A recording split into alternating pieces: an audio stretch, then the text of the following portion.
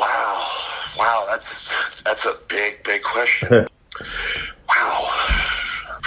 God, I don't even know where to start on that. Well,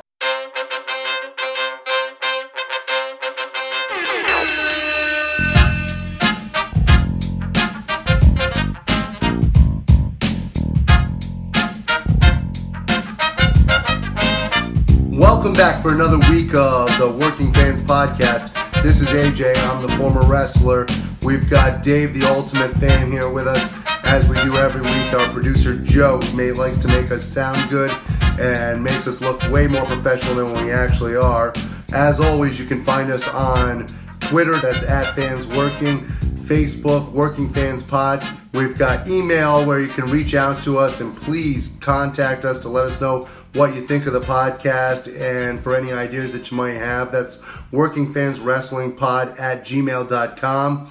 We're on Instagram where you can keep up with us at workingfanswrestling_pod. And then you can now listen to us on all major platforms, including Anchor.fm. We're on Google Podcasts, Spotify, Breaker, Overcast, Pocket Casts, Radio Public, Apple Podcasts, and you can actually check us out on YouTube. Now, it's important when you go onto the Apple Podcasts and YouTube, hit that subscribe button, give us a rating, let us know what you think so you can help us out and we can continue to do what we love and bring you guys in as fans. Yo, this is number one, Sean Silver. I'm talking about the meat man. I'm talking about that big boy. And of course, you know I'm talking about the raw dog. And you're listening to the Working Fans Podcast. Guys, we did something very big for episode 10.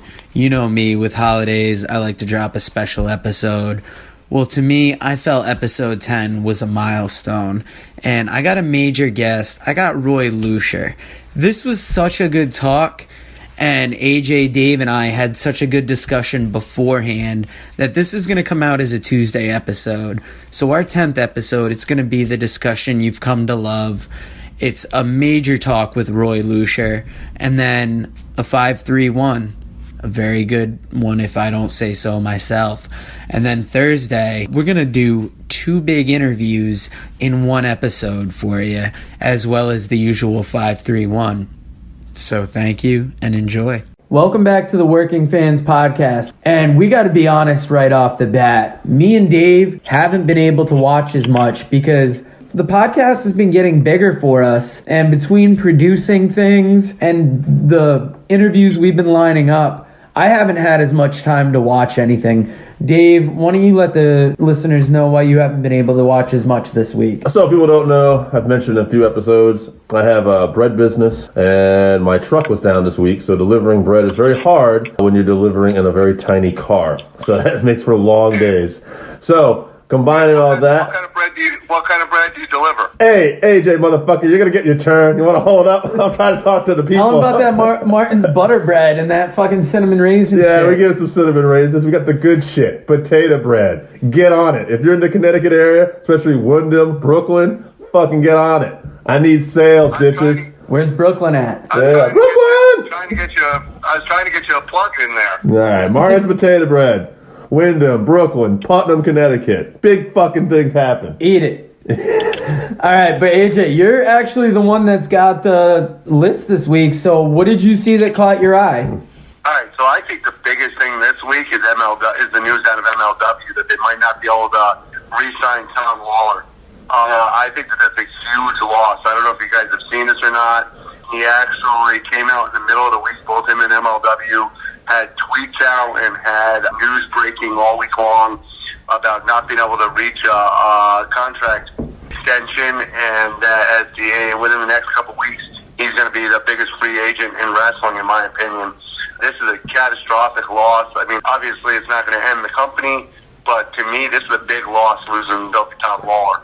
All right, so a couple things on that, because I actually did get to watch some MLW this morning. That's one of the shows I can actually talk about with you. Interesting to note, and I know you, so I'm guessing you didn't see the latest Fusion episode, because you would have... I actually did see the Fusion. That's going to be part 2 of what I was going to say, but go ahead. Okay. This might be a work. Because... Well, that's what I was going to say, is if you thought that it was a work, because he went over Davey Boy Smith. He went over Davey Boy Smith, and they also used the eye. Talked about the contract. Yes. Yeah. And they also used an eye poke. And, and he went over Timothy Thatcher on the pay-per-view, too. This is not how it's done. Now, don't get me wrong. This could be Court going in a different direction, and Tom will still lose a match on the way out, or there'll be something big here. But it's definitely very interesting. He has been the cornerstone of the promotion since they've rebooted, though. Yeah. Yeah, it reminds me a lot of the CM Punk storyline a few years ago where his contract was legitimately going out. And I think that they might be playing off something similar to that. And then to make the big signing at the last moment when he's got him under pressure. He's one of two free agents that contracts are running up or have run up very quickly. The other one, of course, being Marty Scurll from Ring of Honor. One more thing on MLW real quick, too, is they did sign King Mo recently. And one thing about this I was kind of curious about is Brandon. It seems to me like MLW is kind of becoming the place for, like, people that are legit backgrounds. Like, they got Dominic in there with the Brazilian Jiu-Jitsu background. His partner, Douglas James out of the Pacific Northwest. Right, has a kickboxing background. And we got King Mo with a MMA background. Tom with a background. Loki, who's known as legit. Fatu, they just re-signed as well. They just re-signed Fatu, right, exactly. Kind of like, you would want Filthy Tom. You want a guy with that shoot background, I would think. That's how it seems to me. Like, MLW is like, we talk about it sometimes where it's like, this is bullshit, but that match is real. It's almost like they're trying to be like, yeah, that organization's bullshit, but here at MLW, it's fucking real. See, in MLW, that's the best place that I've seen Dominic Guarini marketed, because he was all right on Bloodsport, but when they had him in Evolve, there was never anything about him really that stuck out to me. Not at all.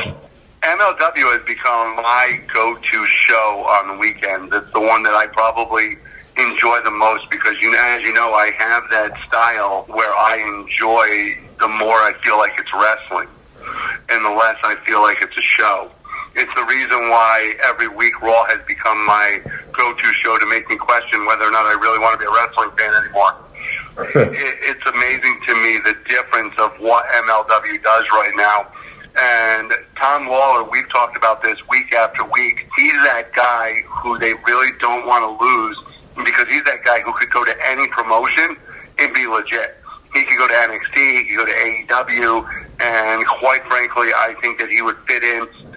Matt Riddle versus Tom Lawler on NXT next week would sell the place out. Another thing, too, I want to say, you talked about Marty there. We didn't really talk on that, but I got to think, I saw the same thing you did. His contract ends in November. November what, motherfucker? Because this guy's going to pop up on AEW, I think. This is the one thing I think we all feel pretty confident is we're waiting for Marty to show up on Dynamite. Maybe he'll shock us all and show up on NXT, but I doubt it. Well, here's the thing about AEW right now. I don't know if you've noticed this or not, but I see a pattern, and I don't know if they're doing it to prove something or what their point is behind it. But almost every week, the Elite is just getting their ass whooped. Throughout the show, they're getting beat up by LAX. They're getting beat up by the Circle themselves. They're getting beat up by the guy tossing popcorn in the audience. Everybody is beating up the Elite right now. How long is it before they get the save made by Marty Scurll? Right. What I keep wondering every week. I don't know if it's something that they're setting up or something they're not setting up. But I think it's fantastic. And now that we've switched over to AEW from this with this transaction, I think AEW has done something interesting.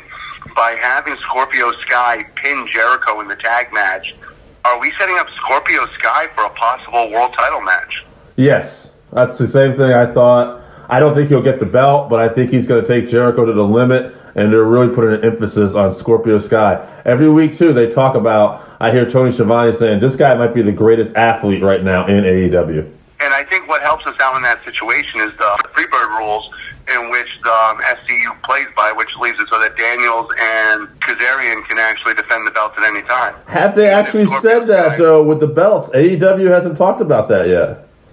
They haven't talked about it, but I have a feeling that that's going to be in play because they talked about from the beginning that any two of the tag teams, even in the tournament, if you remember during the tournament, they said that you could see any combination of the three, which is why Scorpio Sky was able to wrestle when Daniels got attacked. I think that was why they played the injury angle, though, because they had to let them know which one was going to go first. I think AEW might be trying to get away from that because they're trying to be legit.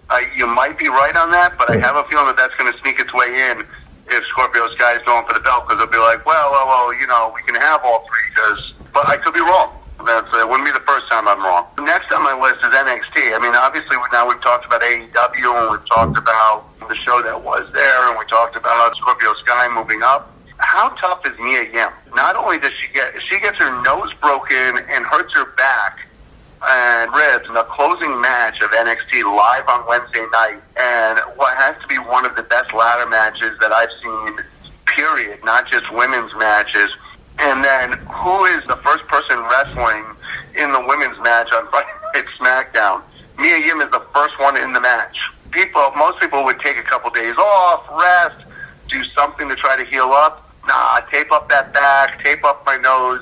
I'm in that match Friday night, and I'm ready to rock and roll. That is actually one of the few things we did watch, because when we were waiting around the other day for one of the interviews we were doing, you had suggested the ladder match, so we took some time out to watch it, and it was very brutal. That's not very often you see blood come out of somebody's face like that, and then that bump she took from the top of the ladder through the one on the side of the ring was just insane. Also, very well booked.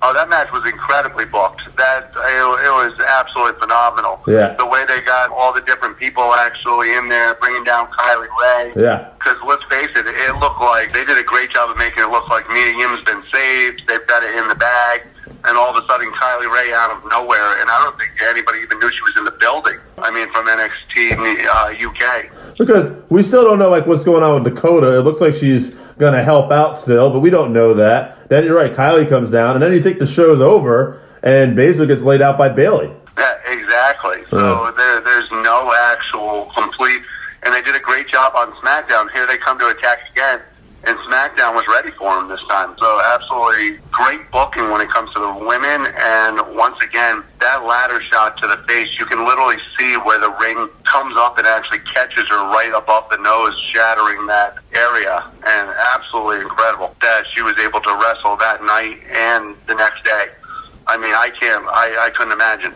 Now, I might have missed it. I saw Riddle is wrestling Balor now at the next TakeOver. So yeah, he's off the team. So who's on the team right now for Team Ciampa? Right now for Ciampa, you've got Keith Lee, Dijak, and Ciampa. Oh, right, Dijak. They're down a guy now, so they've got to come up with another guy before the actual pay-per-view. Right. Now, the announcers screwed that up. If you're watching the show, the announcer said, the team is complete now. We've got Dijak. Even though moments before, they had said that they had Matt Riddle versus Finn Balor now. They screwed that up. And then toward the end of it, they corrected themselves and had the picture go up where they showed, oh no, they're down a guy now. NXT all around, what did you think of the show this week?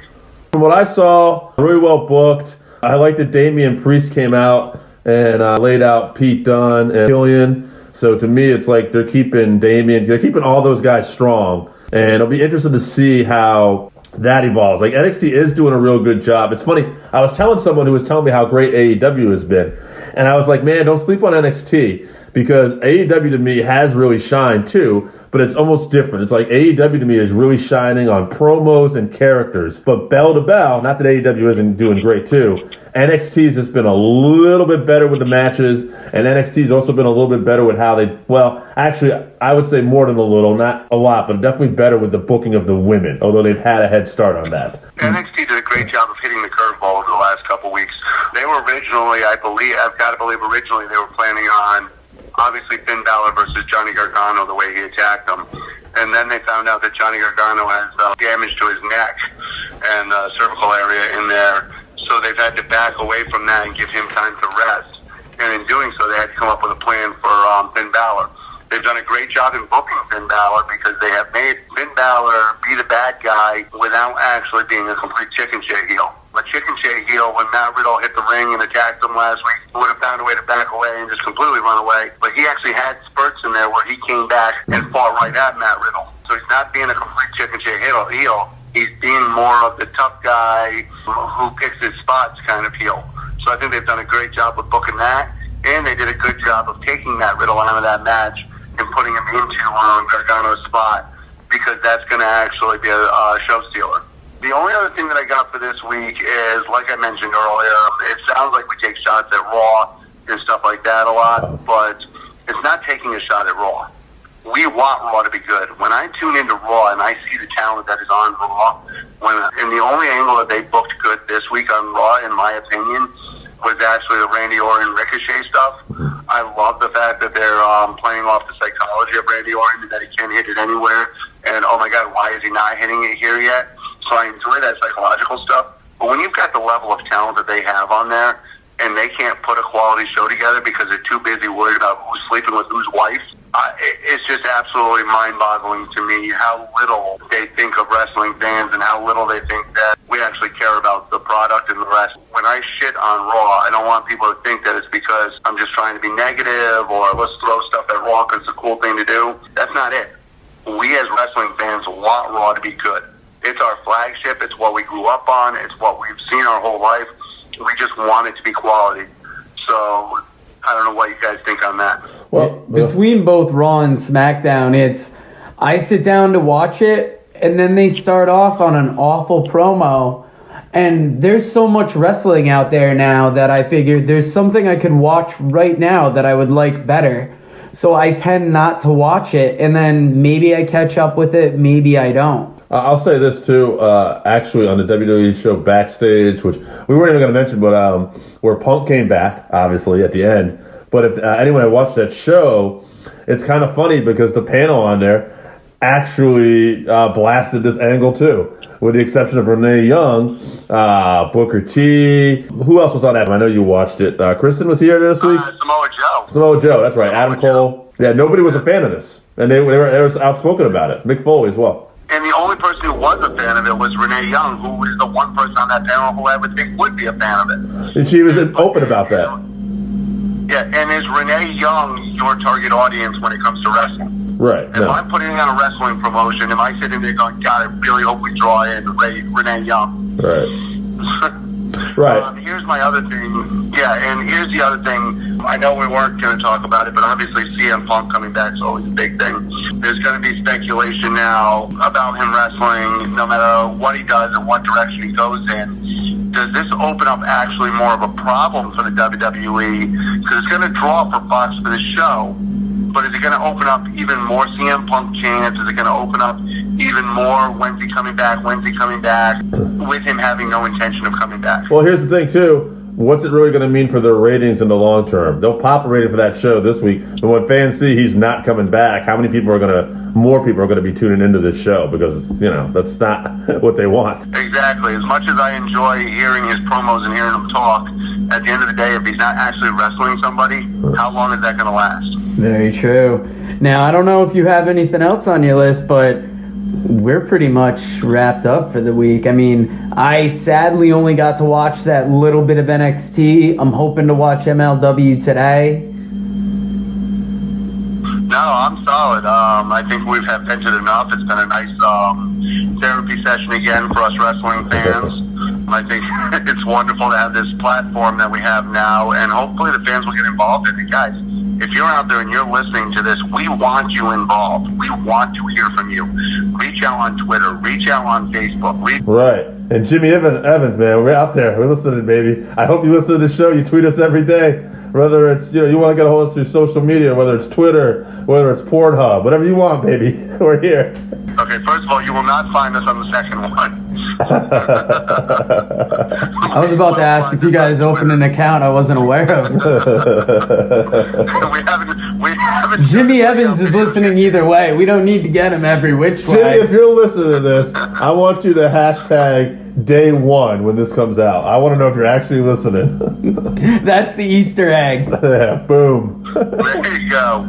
But guys, until next time, thank you very much for your time. All right, thank you very much. Talk to you later. This is Roy Lucier, and you're listening to the Working Fans Podcast. Welcome back to the Working Fans Podcast. And this week, we have a very special guest. This man is the epitome of a working fan. I would argue that he's up there with Scott Teal, Mark James, and Jim Cornette when it comes to helping preserve wrestling history. He is the proprietor of Roy'sWrestlingVault.com. He's a former guest on the 605 Super Podcast. You've heard him on Keeping It 100, being introduced as Roy Lucifer. He is Roy Lucier. Roy, how are you doing today? And thank you for joining us. Oh my God, I can't believe you remember that. Yeah, I rib Conan about that every time I see him too. Thank you so much. I really appreciate that intro. And that's amazing. Thank you so much. No problem. Now, I'm very familiar with you. Dave is a little less so. For anyone else that's unfamiliar with you, can you give a little background about yourself? All right, basically, I've been watching wrestling since '81. As a kid, I went to shows in my area. I grew up near Anaheim. Actually, was born in Garden Grove, so I went to a lot of wrestling shows in the Anaheim and LA area growing up. When I was 17 years old, I got introduced to the Wrestling Observer newsletter, and I started learning more about other shows in the area and other TV shows in the area. So I used to, my parents had a big satellite dish, so I would tape the Lucha Libre shows that were on the dish from all the different promotions, and I'd start tape trading, so that's how I amassed a huge tape trading collection. I also learned where some Japanese stores were in my area that rented the weekly TV shows. So this is around 1992, so just watched all that. I ended up going to a lot of the AAA shows that were in the area at the LA Sports Arena, the big ones like When Worlds Collide. I was front row for that. But not just When Worlds Collide, all the littler shows they did that they ran. I went to pretty much all those unless I got kicked out of the show. Long story there.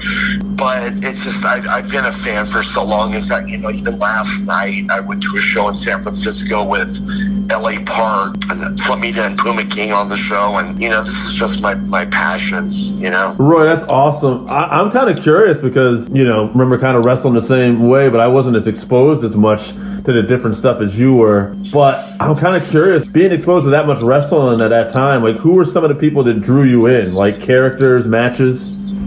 Oh, Super Delphine and Michinoku Pro jumps out immediately. He was just like so charismatic, loved his mask. I thought he was just like a step above, everybody else.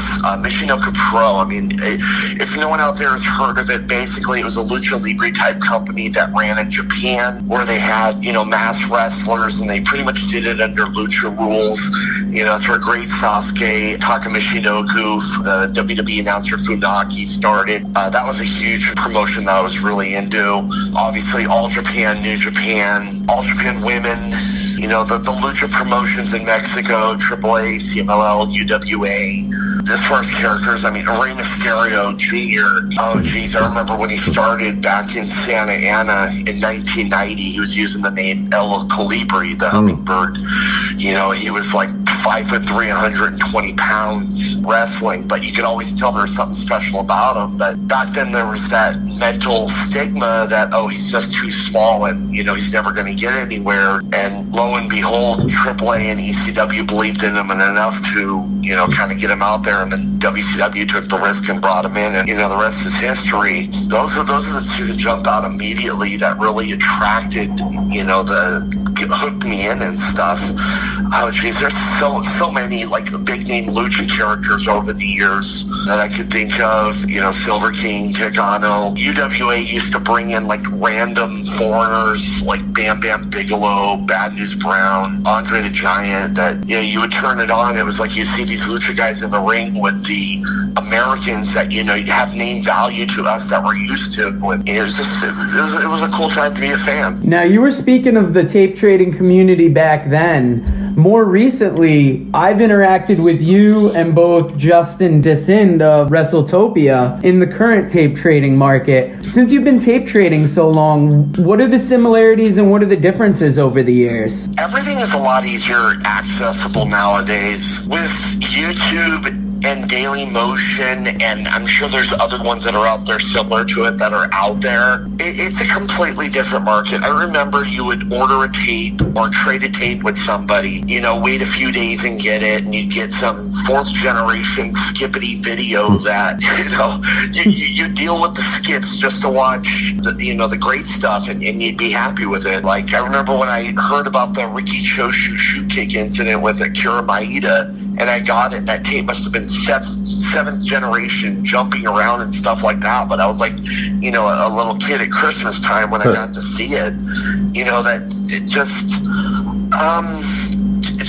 a lot. Really, it's a lot better nowadays to be a fan as far as the accessibility to seeing all the great wrestling, as long as you're able to have a venue for it. Like, I really noticed, like, AAA doesn't put out any of their old TV shows professionally. Like, they, on their Twitch channel, everything starts from like 2002, 2003, and then they just randomly put stuff up with no order. Well, what about the fans that want to see stuff from the 90s, or, you know, like an order? Like, I wish they had some kind of paid deal like WWE had with their network, where you could actually choose the week that you want to watch or the matches that you want to watch, instead of them just throwing random matches up on their 24-hour channel. So that's why I try my best. I have several YouTube channels out there for the listeners to check out.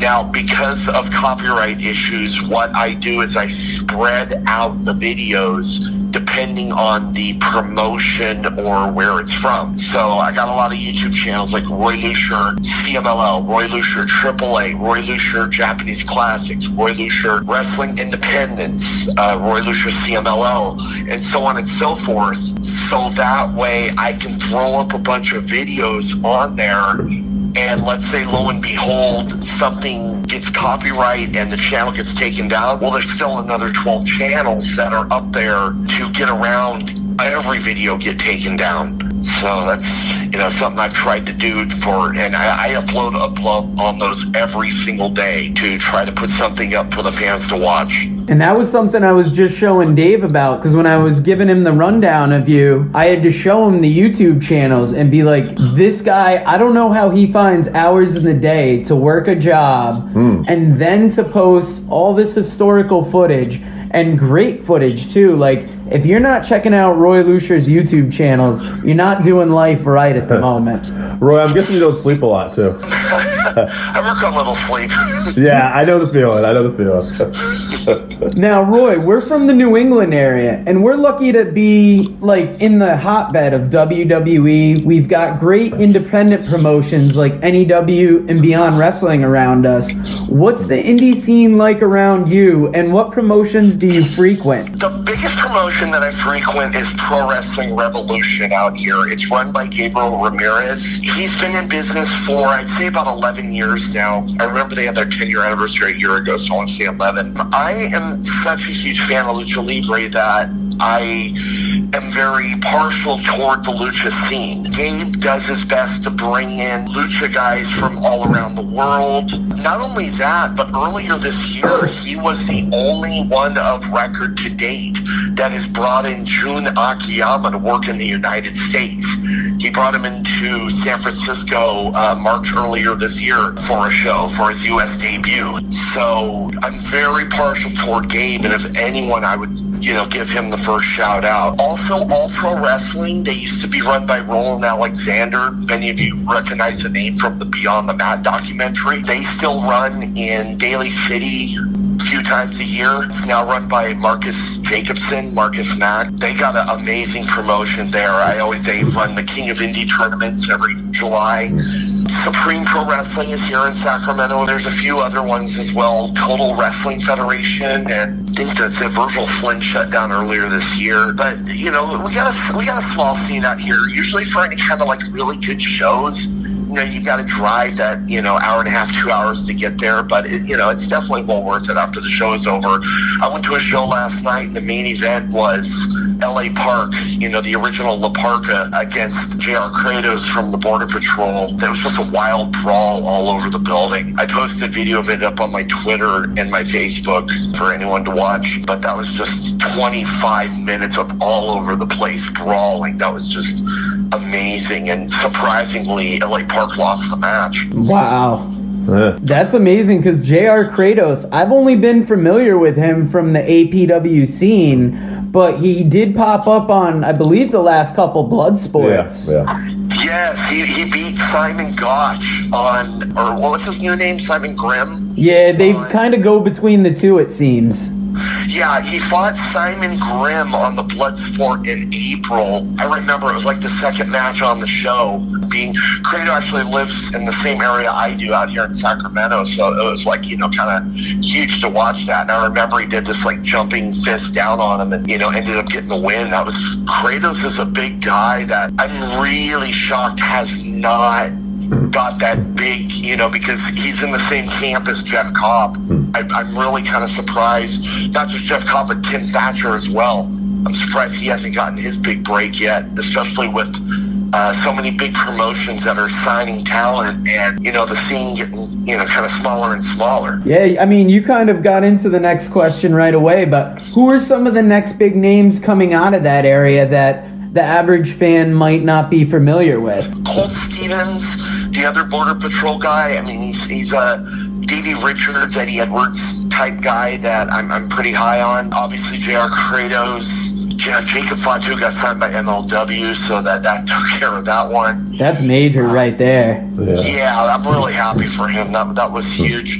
Jacob's got a younger brother, Journey Fatu. He's been wrestling for about 3 years now. Once he hits his stride, I do expect really big things from him. I think right now that pro wrestling takes a backseat to a real life job, so that's why he doesn't get as much time to wrestle as he could. But from what he has done, he does look really good. Levi Shapiro, he does kind of an older, like an old school gimmick, kind of similar to like what Steve Corino did back in ECW back in the day. He's managed by, I'm trying to think of the guy, he's got the Wrestling with Regret. Brian Zane, I believe. Brian Zane, yes. He's managed by Brian Zane. I definitely see big things from him, hopefully, getting his big break at some point, especially with his gimmick, the throwback and stuff like that. So he's another one I definitely hopefully see big things from. Nice, yeah. He's almost got like that Arn Anderson jacket going on, right? The red jacket. Yep, that's him, yeah. Who does he team with? Because I bought a couple APW shows about a year ago or so whenever Cody was making the loop. And I remember Levi Shapiro, Brian Zane, and then I feel like there was another guy in the team. Buddy Royal.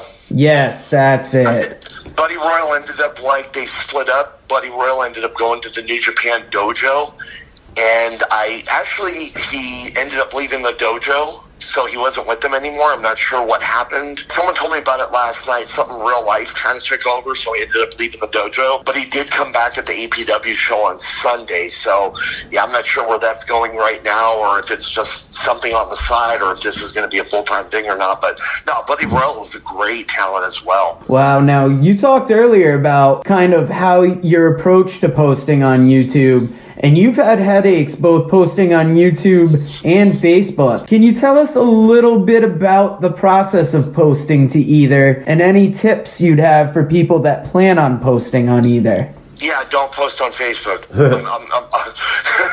Don't post on Facebook. I'll tell you this right now. I had my Facebook account that I created in 2009. I thought, it's cool. Let me post directly on Facebook. And lo and behold, one day Sony came down on me on an upload. I think I uploaded that old Japanese TV show, the World Pro Wrestling or Weekly Pro Wrestling. They were doing a thing about the Von Erichs against Gino and Chris in the match from Texas Stadium. The match where like the car was on the line or something like that. Yeah. Well, the problem was that whatever song the Von Erichs came to the ring to, Sony owned the rights to it, and I ended up getting some kind of like major copyright strike from Facebook, and they ended up like suspending my account over it.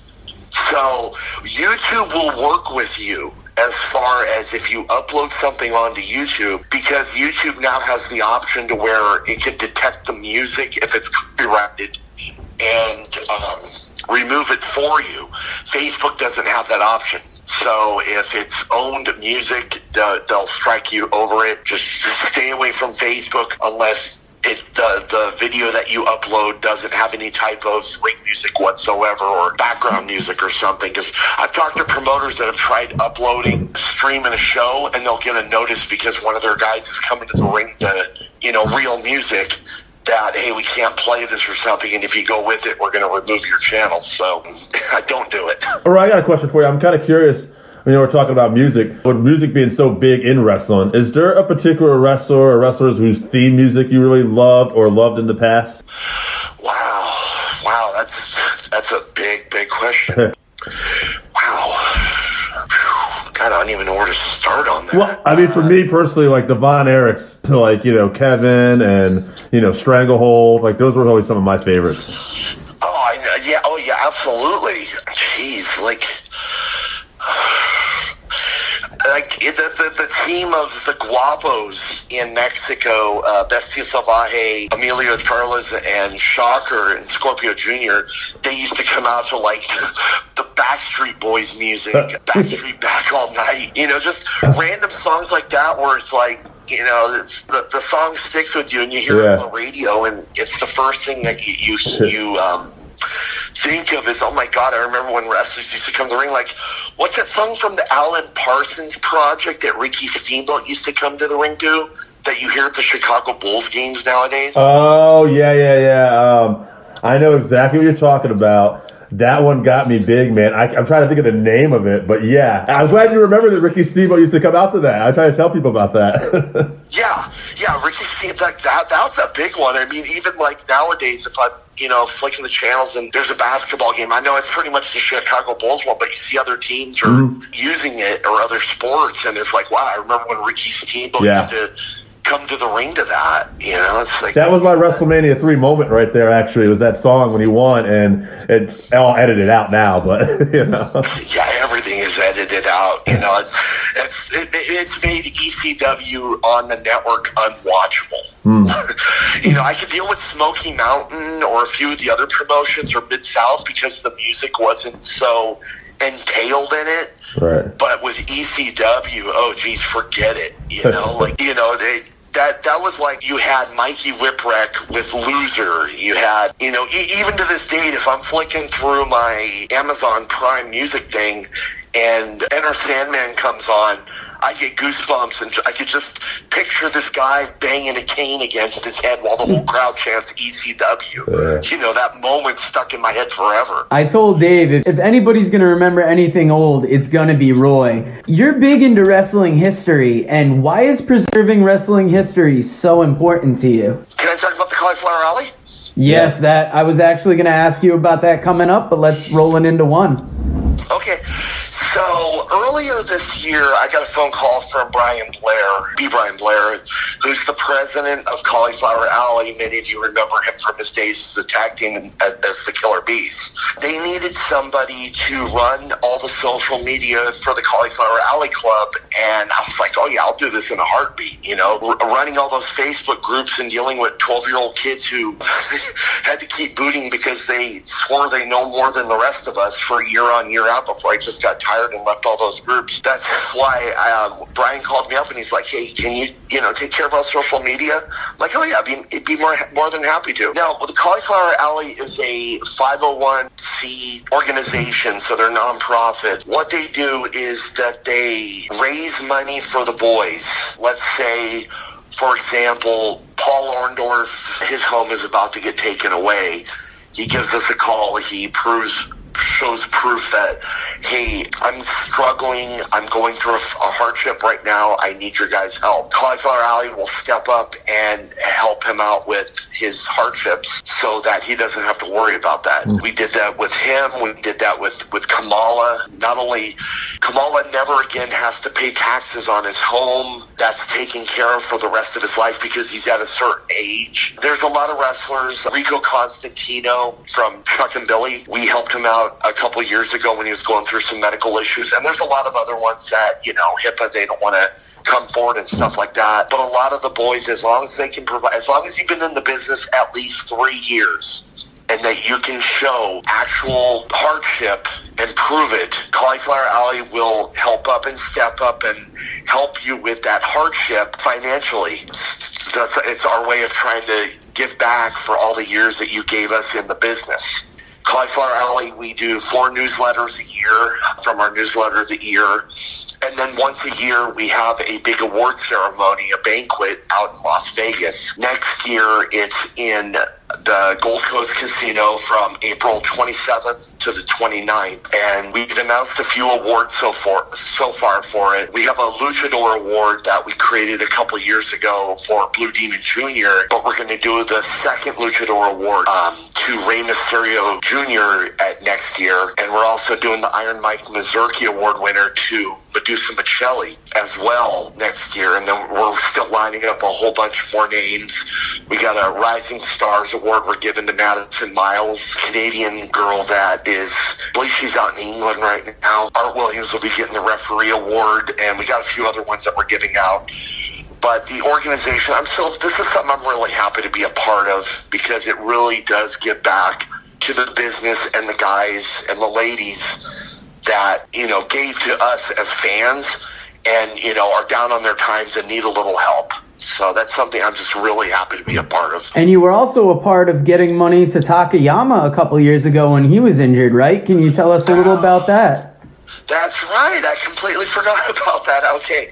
So there was a original drive that Eric Chominski did. He ran the Real Hero Archive for a bit where he puts up a bunch of Japanese videos because he had a way to take them on TV currently. So what he did was he ran an account, like a PayPal account, where he raised money, and it ended up being about $7,000. And he's friends with Kevin Kelly, and he told Kevin Kelly what was going on, and Kevin Kelly had him meet with Minoru Suzuki backstage before New Year's Dash began, and Minoru Suzuki is still close friends with Takayama to this date, and a lot of little shows in Japan end up doing these little donation things like the Takayama Fund and stuff.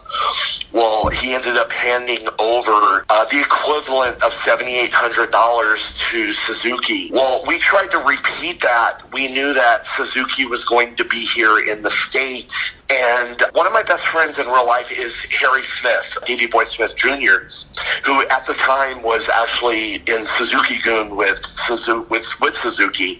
So I told Harry what was going on, and Harry's like, well, we can just give it to him at the hotel. So we ran an event at a bar in Long Beach and ended up raising, I want to say around $1,000. And we ended up giving it directly to Minoru Suzuki at the hotel that night. And he ended up doing it for Takayama's medical funds when he got back to Japan. Wow, that's an amazing story. I definitely wanted to share that with everyone. Dave, what did you think about that? Yeah, that is awesome that you guys did that. And I was kind of thinking, too, like, I don't know why when we were talking earlier about guys that are should be top stars in, the modern-day top promotions right now. And you mentioned being friends with Harry Smith, and I'm thinking there's a guy who's got the look, who's just legitimate and everything. And I'm like, man, why is Harry not that guy right now in AEW or WWE? I know he's under contract with MLW, but I feel like he's somebody who should be making some big money. No, I fully agree. I don't get what the deal is either. I don't. He has no ego issues. He's really trying to reinvent himself with doing the hybrid, the MMA style along with the pro wrestling style. He can be the cutest baby face in the world with the biggest smile, or he could be the meanest, growliest, come out and kick your ass type possible. I don't get why he's not a bigger star right now, but hopefully he'll get that. I'm not saying MLW is like lower the chain, because he is pretty happy where he's at right now, but I'm just surprised he's not even higher on that totem pole right now. Yeah, I agree. I love MLW too. This is a guy who should be, like, I feel like, in one of the top promotions making big money. Yeah. And, hopefully we'll get to see him, on the big stage again, other than, his uncle getting attacked at the Hall of Fame. Right. Yeah, that was something. He laid in some shots there. Yeah. Oh, I know. That was great. That was awesome. You spoke earlier about the Cauliflower Alley Club. Is it hard to do that, upload videos, and balance a day job for you at all? Oh, yeah. So, wake up, go to work, take care of what I need to do, come home, get my dinner ready, flip open the laptop, and... Wait, what? No, I don't wake up and download and go to work. No, A couple years, or a year or so ago, Bob Barnett, I'm not sure how familiar you guys are with him. I've heard of him through the 605. Yeah, he's a wrestling lawyer that ended up, because he lived in the LA area, same area as I, he used to drive down for all the Tijuana shows in the late 90s, early 2000s. Well, he ended up just like a year or so ago saying, I'm done with wrestling, and he called me up and he asked me if I wanted his collection. I'm like, well, yeah, because he saw all the uploading that I was doing. So not only did he give me all the handhelds of all the stuff that he went to, he also taped CMLL and AAA every week on the TV that it was on. So what I've been doing is going through his collection disc by disc, cutting out the matches and uploading them all onto YouTube one by one. So that's been the big project that I've been working on lately, is just all these CMLL matches. It's around 1999, and right now I'm going into late 2001. And this is stuff with, like, you know, Los Guapos and Los Infernales, and Santo's still there, Negro Casas. I mean, this stuff is just amazing to watch. I've been having a blast, like, uploading these and watching these. And that's pretty wild. Now, Roy, as you know, I talked to you about this last night, but I want to get it on the show. I'm a big fan of your podcast, Japanese Wrestling Classics with Roy Lucier. And I kind of wanted to know, what's the state of the podcast? Where is it at right now? It's on hiatus. I did like 7 or 8 episodes of it. I do believe it was 8. My last one being with Jungle Jim Steele. It's the only interview he ever gave, too, by the way. And for the next one, I contacted Tom McGee. And I tried to get Tom McGee on. We ended up, like, not getting a hold of each other again. And at that point, it was just like, we just couldn't make it happen. So I just was so mentally set on Tom McGee, I just decided to take a hiatus. Now, when I went out to Vegas for StarCast and I met Tom McGee, he fully remembered me. We talked for a while. He did tell me to get a hold of him, that we would do the episode. That was in May. It is currently November, and we still haven't had a chance to converse with each other. So once I get a hold of Tom McGee and I'm able to do that episode, because the funny thing is I actually have all the questions ready to go, and of all people, Chris Hero helped me with the questions, because he was like wanting to, you know, hear this interview as well. So he helped me to help shape up the questions and all that. So yeah, well, once I finally get a hold of McGee and we ended up like going, you know, forward, then definitely the podcast will come back. I'm sure there's a few other people I can interview and stuff like that, but it was like I was just so mentally set on Tom McGee that I really, you know, didn't want to interview anyone else. And I did hit a lot of the gaijins, the top ones, that I wanted to interview people that hadn't been interviewed before. I mean, everyone and their mother up on the top level has interviewed Hansen, Funk, all the big gaijin names. People have already interviewed them. I wanted to hear the stories from the guys like Kurt Beyer and Joel Deaton and Richard Slinger. Like, Richard Slinger, after the interview was over, thanked me for the interview. And I said, oh, no problem, why?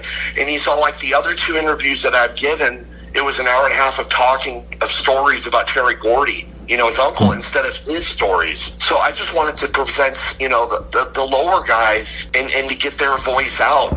The one I did with Kurt Beyer was 3 hours long. You know, and it wasn't even, you know, obviously I talked a little about his dad growing up, but it was about his career. Yeah, that's something I'm actually very proud of, you know, that I was able to do. Roy, just a quick sidebar here. You said Jim Steele. Is that Jungle Jim Steele from the WCW days? Did some enhancement work for him, I believe? That's him. Okay, I just wanted to make sure. That actually is what led us to get... match with 911. That's him. Oh, no shit. That kind of idea led us to get Bob Cook not too long ago, because since we're not established, we wanted to get guys we could get, and we found that guys that might have been enhancement or underneath guys tell a lot better stories. They're a lot more forthcoming with things. Absolutely. No. Back in 94, 95, 96, I was sometimes hosting, sometimes co-hosting a show called Squared Circle Radio out in Sun Valley with a guy named James Boone, the Shadow Man. And we had a third co-host who was Bob Cook. And Bob is just amazing with the stories that he has. And Bob Cook's like, you'd see him all over the place on TV because, he was enhancement on Raw, enhancement on WCW and stuff like that. And then I remember watching this shoot interview with Dustin Rhodes, and someone asked him, like, who's threw the best punch that you've ever been a part of? And immediately, with no hesitation, he's like, oh, Bob Cook. Bob Cook has the best left hand in the business, and if you're trying to get into the business, you need to watch Bob Cook matches in order to learn how to throw a punch. It's like Lawler Dundee level punching there. It's insane how good his punches and stuff. So, yeah, kudos on Bob Cook. And, he grew up around the Malenko school. So, he's got the Waldman, the Bobby Blaze, the Carl Gotch stories. I mean, he's got some great stories to tell. Excellent. Thank you. Is there anything you want to promote on the way out? Check out my website, Roy's Wrestling Vault. .com. On there, I have all my different YouTube channels. I have my newest uploads onto YouTube that I put up there. I also share some pictures throughout my life from wrestling shows I've been to. I also do a little historical thing from the SoCal Lucha scene in the 90s, where I've gone through the top Mexican newspaper, La Opinion, and I shared stories from each and every Lucha show that took place from 92, 93, and 94. So, yeah, just check out my website, royswrestlingvault.com. Thank you for listening. Thank you very much, and apologize to Michelle for us keeping you so long. Oh, it's fine. It's fine. Thank you. Thank you. Have a good one, Roy. You too. Welcome back for another week of the 531, where a bunch of us take our top 5 list, put it together, debate it down to a top 3 list, and from there we get to a top 1. Now, this week's topic is from Jesse in New Hampshire, and he threw out the top 5 never were NWA champions. Now, I'm going to kick this off because I got number 1 on my list, Jerry Lawler, number 2, Roddy Piper, 3, Arn Anderson, 4, Hulk Hogan, and Greg Valentine is my number 5. Adam, who's on your top 5 list? This was easy for me. This is something I've thought about night and day for 43 years. To me, Rowdy Piper's got to be in your top 5. If he's not, then shame on you. Another big one who doesn't get heard of quite as much these days, maybe because some people think he was racist and a Klan member, but Dick Murdoch was actually a hell of a worker and an incredible wrestler, even if he wasn't a good human being. And he really should have had a run with the with the NWA title, because quite frankly, he could work a great match with anybody. Another one that I absolutely love, we're going to stick with the Dicks here to make Dave happy. We're going to go with Dick Slater. Yeah. Dick Slater, believe it or not, when he was a younger wrestler, was absolutely tremendous, and the heat that he garnered when he was in Florida, Georgia, the Mid-South, he garnered heat, and at one point in his career, believe it or not, later on they would call him Dirty Dick, which now I think is Tony Schiavone. Yeah. But early on in his career, they called him Mr. Excitement, because you never knew exactly what he was going to actually do and how he was going to go a little bit crazy. The fact that Tommy Rich had a world title and that this gentleman did not, to me, is an absolute shitfest. The other ones that we're going to talk about is, I actually agree with Joe. To me, Greg Valentine, with his work rate, would have been a tremendous World Heavyweight Champion. He did not have a great personality, but to me, he was Chris Benoit before Chris Benoit. He could have a great wrestling match. It was hard-hitting. When he chopped somebody or when he dropped that forearm on somebody, there's a reason why they called him the Hammer. I thought you were going to say he killed his family, but okay. No. His dad did enough of that himself. Shame on you, Johnny Valentine. Another one who I think doesn't get mentioned these days, which is sad, and I know that's easy because most people, when they hear NWA champion that wasn't crowned, are going to automatically go Magnum TA. But to me, I went Bruiser Brody.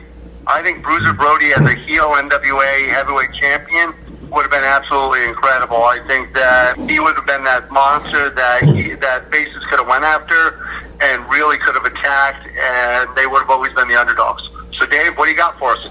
All right, I got a pretty decent list, I think, here. First off, I want to state that the one thing we said before we did this was we wanted wrestlers who competed in the NWA, given the time period. So That's why if anyone reads this, yeah, The Rock didn't make the list. Stone Cold Steve Austin was in WCW.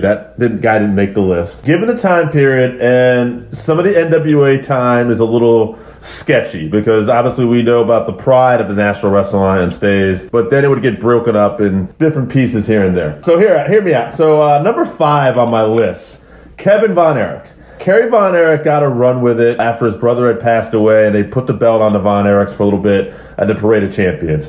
Kerry had the look, but at the end of the day, for me, bell to bell, Kevin was the best performer in the ring. Not that Kerry couldn't go, but nobody was touching Kevin as far as I'm concerned. Number 4, the only reason why this guy probably wasn't NWA World Champion because he was in a group with Ric Flair. And I'm not picking Iron Anderson, who's well qualified. I'm talking about Tully Blanchard. Oh, I know who you're going with. Yeah, Tully Blanchard was a mega heat getter and honestly could have led the Horsemen just as easily if there wasn't a nature boy Ric Flair.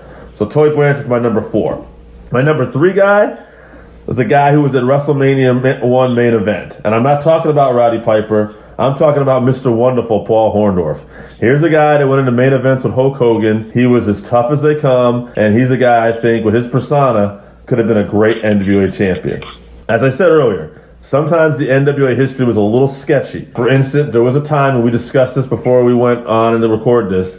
Barry Windham was considered the NWA heavyweight champion.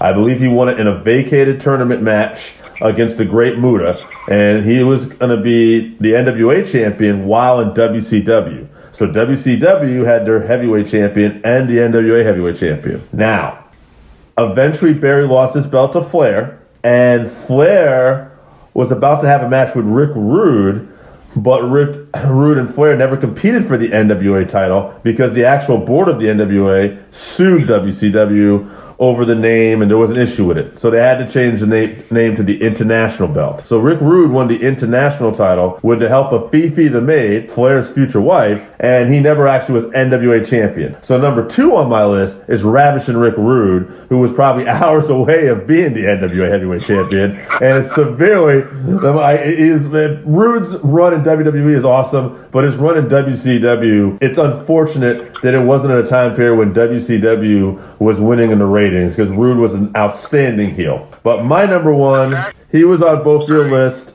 I just want to get this out real quick. I know you agree with me on Rude, because I know you're a Rude mark.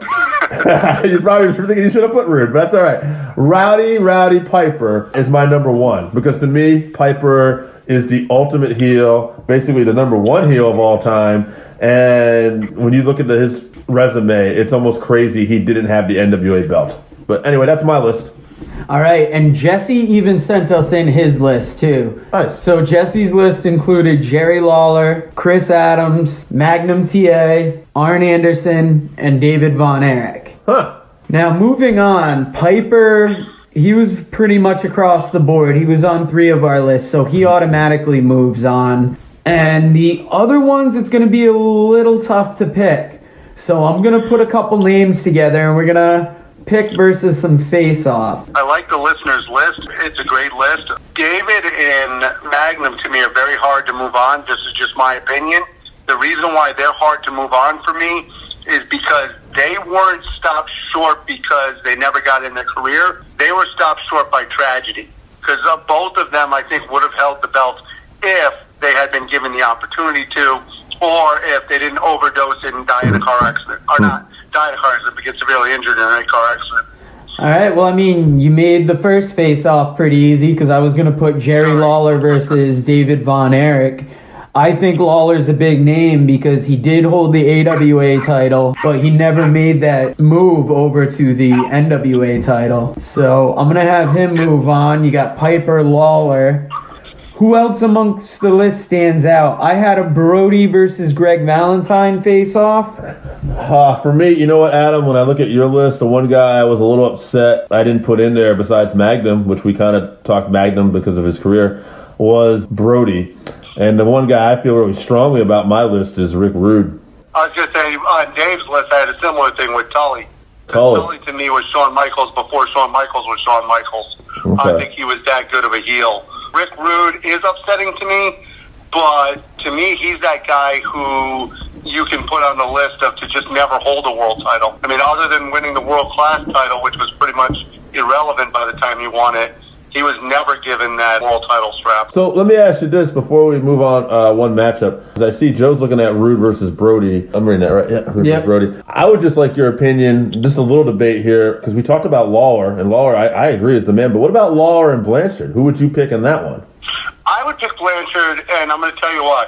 Very simple. Jerry Lawler made the decision when he had his own company to stay primarily in his own company so that he could, for years and years, be able to put himself over and put title on himself. And he made the decision not to go and spend long, extended periods of time in other organizations. Even when he won the AWA title, it's because they were merging and trying to work together with the USWA. Nothing Jerry Lawler ever did was outside of his comfort zone.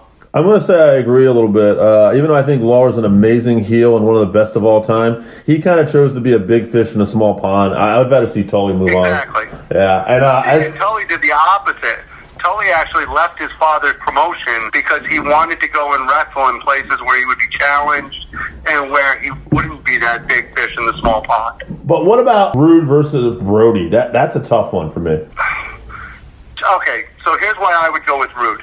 The reason why I would go with Rude is because Brody, similar to what happened with Von Erich and with Magnum, unfortunately was killed short. So we don't really know where his career would have gone. There is talk that he was slated to go to WWE and face Hogan. There's all kinds of talk. But he's another one who, what caused him problems was himself. He actually never wanted to sign on the dotted line. He was that original free agent who literally would never sign on necessarily with the NWA or WWE, or he wanted to be able to go to Japan, be able to go to Puerto Rico.